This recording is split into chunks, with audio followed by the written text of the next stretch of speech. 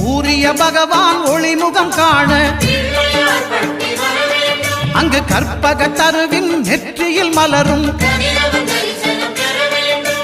இருளை விலக்கி உலகை எழுப்பும் ஞாயிறு அங்கே குடியிருப்பான். அவன் ஆனை முகத்தனின் அடியவர் மனத்தில் ஒளியாய் வந்து கொலுவிருப்பான்.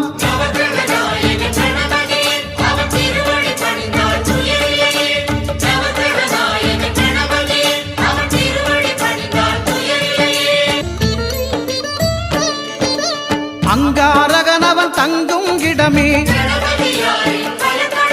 அவன் பொங்கும் முகத்தை காணுதல் வேண்டின். அங்காரகனவன் தங்கும் இடமே அவன் பொங்கும் முகத்தை காணுதல் வேண்டின்.